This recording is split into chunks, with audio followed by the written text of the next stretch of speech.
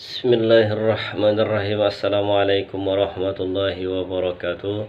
Perkenalkan, nama kami Muksinul Azhar, mahasiswa pasca sarjana UIN PAS Bengkulu semester 2. Pada kesempatan yang berbahagia kali ini, izinkanlah kami menyampaikan sedikit tentang metode pendidikan Islam pada masa Rasulullah SAW dan sahabat Nabi.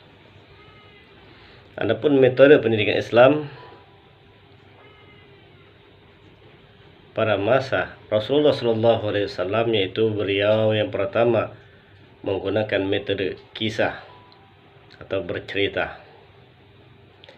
Metode bercerita atau memberikan gambaran ilustratif sebagai contoh, cerita Nabi Muhammad SAW saat hendak mengajarkan tentang keutamaan taubat. Yang kedua, beliau menggunakan metode tanya jawab. Rasulullah SAW senantiasa menjawab pertanyaan yang diajukan oleh para sahabat.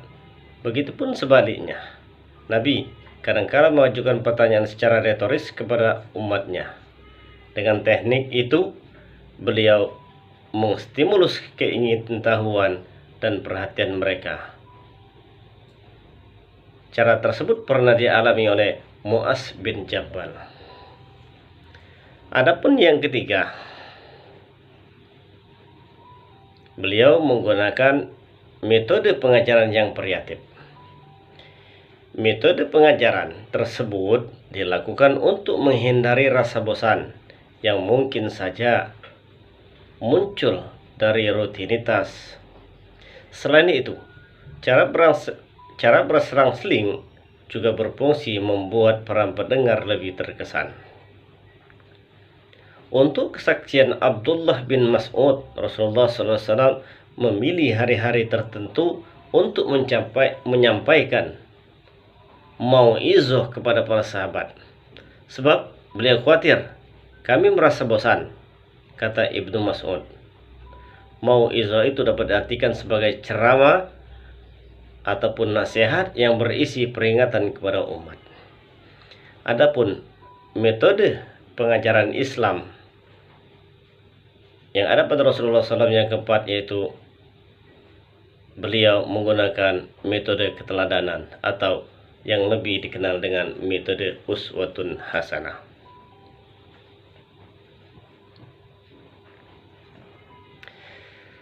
Sedangkan metode pengajaran pada masa pada masa sahabat Rasulullah SAW, yang pertama yaitu pada masa Khalifah Abu Bakar Siddiq.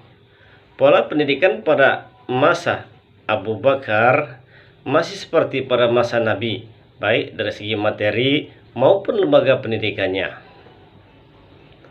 Dari segi materi, pendidikan Islam terdiri dari pendidikan tauhid dan keimanan, akhlak, ibadah, kesehatan, dan lain sebagainya. Menurut Ahmad Sa'labi, lembaga untuk belajar membaca menulis ini disebut dengan kutab. Kutab merupakan lembaga pendidikan yang dibentuk setelah masjid. Selanjutnya, Asamah Hasan Fahmi mengatakan bahwa kutab didirikan oleh orang-orang Arab pada masa Abu Bakar dan pusat pembelajaran pada masa ini adalah Madinah, sedangkan yang bertindak sebagai tenaga pendidikan adalah para sahabat Rasulullah SAW yang terdekat. Adapun yang kedua, yaitu pada masa Khalifah Umar bin Khattab, berkaitan dengan masalah pendidikan. Khalifah Umar bin Khattab merupakan seorang pendidik yang melakukan penyuluhan pendidikan di kota Madinah. Beliau juga menerapkan pendidikan di masjid-masjid dan pasar-pasar, serta mengangkat dan menunjuk guru-guru untuk tiap-tiap daerah yang ditaklukkannya itu. Mereka bertugas mengajarkan isi Al-Quran dan ajaran Islam lainnya. Adapun metode yang mereka pakai adalah guru duduk di halaman masjid sedangkan murid mengintarinya. Yang ketiga, masa Khalifah Utsman bin Affan. Pada masa Khalifah Utsman bin Affan, pelaksanaan pendidikan Islam tidak jauh berbeda dengan masa sebelumnya. Pendidikan di masa ini hanya melanjutkan apa yang telah ada, namun hanya sedikit terjadi perubahan yang mewarnai pendidikan Islam. Para sahabat yang berpengaruh dan dekat dengan Rasulullah SAW yang tidak diperbolehkan meninggalkan Madinah di masa Khalifah Umar diberi kelonggaran untuk keluar di daerah-daerah yang mereka sukai. Kebijakan ini sangat besar pengaruhnya bagi pelaksanaan pendidikan di daerah-daerah. Proses pelaksanaan pola pendidikan pada masa Utsman ini lebih ringan dan lebih mudah dijangkau oleh seluruh peserta didik yang ingin menuntut dan belajar Islam dari segi pusat pendidikan jauh lebih banyak. Sebab pada masa ini para sahabat memilih tempat yang mereka inginkan untuk memberikan pendidikan kepada masyarakat. Adapun yang keempat yaitu pada masa Khalifah Ali bin Abi Thalib. Pada masa Ali telah terjadi kekacauan dan pemberontakan, sehingga di masa ini ia berkuasa, pemerintahannya tidak stabil. Dengan kericuhan politik pada masa Ali berkuasa, kegiatan pendidikan Islam mendapat hambatan dan gangguan.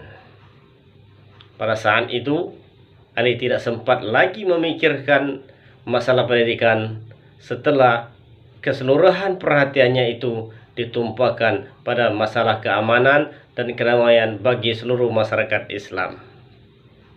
Hadirin yang berbahagia, mungkin itulah sekelumit tentang metode pendidikan Islam pada masa Rasulullah SAW dan sahabatnya yang dapat kami sampaikan. Mudah-mudahan bermanfaat. Assalamualaikum warahmatullahi wabarakatuh.